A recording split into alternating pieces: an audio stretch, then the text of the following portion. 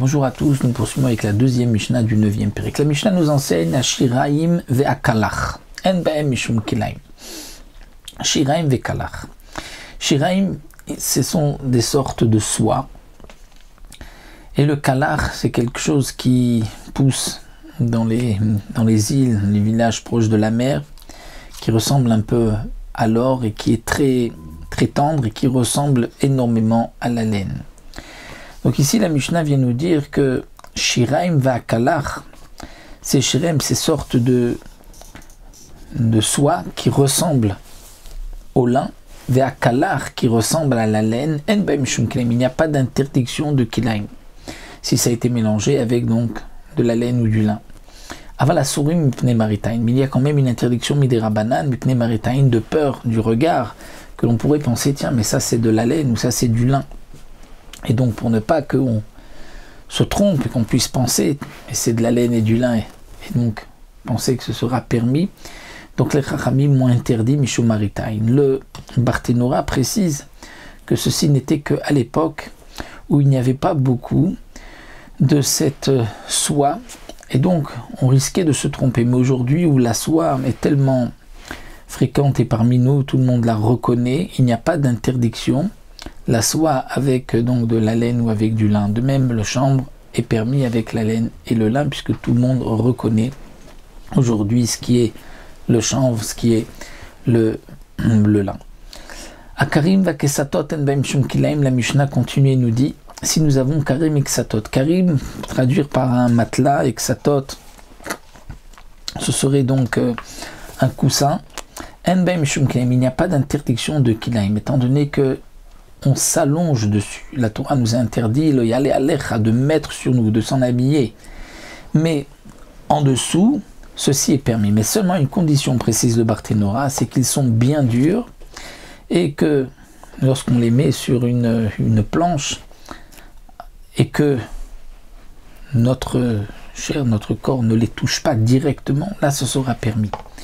Mais si ils sont tendres, pleins, où ils sont posés sur un lit, et donc lorsqu'on va s'allonger, on risque de s'enfoncer un peu, et que sur les côtés, ça va remonter et nous couvrir, ne serait-ce qu'un tout petit peu de la peau, alors dans ce cas-là, ce sera interdit. Donc ça, c'est ce que la Mishnah nous dit, il n'y a pas de kelem bulvat shebesaron angedmaim, à condition que la chair, la peau, ne touche pas ces habits, ces coussins et ces matelas de chatnaise, lorsqu'ils sont bien durs, plats et qu'on ne les touche pas directement, il n'y a pas de crainte. Mais si on est directement dessus, il y a une crainte que peut-être il y aurait même un fil qui va se mettre sur la peau et qui va à cet endroit-là couvrir un peu la peau, ce qui sera interdit pour le din de chatnez. Donc lorsque c'est plat, dur et que ce n'est pas directement dessus, où il n'y a pas de crainte d'un fil qui soit sur la peau, il n'y a pas de crainte qu'on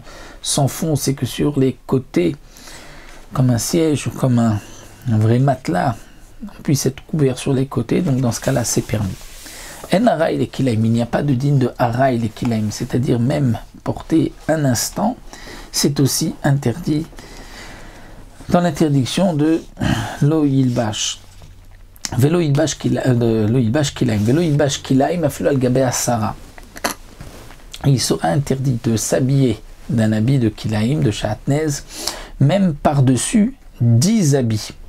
Donc lorsqu'on a 10 habits, 10 manteaux et un 11e par-dessus qui est kilaim, c'est sûr qu'on n'en profite pas malgré tout, puisque on s'habille avec cet interdit. Et la Mishnah vient nous dire afilu lignov et ameches, même si notre intention n'est pas de porter, de s'habiller avec, mais simplement de pouvoir voler un péage, eh bien il y a quand même une interdiction de kilaim. Alors c'est vrai, le Barthénora se pose la question, mais voler un péage, c'est une autre interdiction, c'est du gezel, du vol. Alors il nous donne deux explications, dit le Barthénora. Ou bien, on parle ici dans un endroit de quelqu'un qui s'est imposé, qui a décidé de mettre un péage, on va dire que c'est un homme assez puissant, il a un pont particulier, il a dit tout celui qui passe doit payer, mais il ne fait payer que des juifs. Donc quelqu'un veut s'habiller de kilaim pour montrer, mais tu crois que je ne suis pas juif, si j'étais juif je ne porterais pas cet habit. Donc ça c'est interdit, bien que donc de passer outre ce péage, là c'est permis, puisque ce n'est pas Dina de Malchuta, ce n'est pas une décision d'un gouvernement, c'est une personne qui a lui-même décidé. Malgré tout, il y a une interdiction de Kilaim. Autre explication, parfois les gens, dit le Barthénora,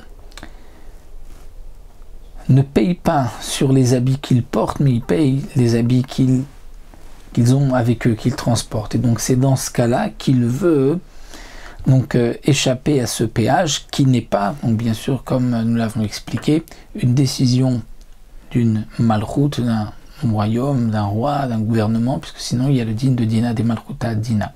Et donc la Mishnah vient nous dire que c'est interdit, bien que c'est d'avoir chez nous mitkaven. On ne pense pas en profiter, malgré tout c'est assour, comme le Mandé Amar qui dit que d'avoir chez nous mitkaven assour, bien que nous allons voir par la suite d'autres Mishnayot où le Tana de ces autres Mishnayot pensera que d'avoir chez mitkaven c'est moutar.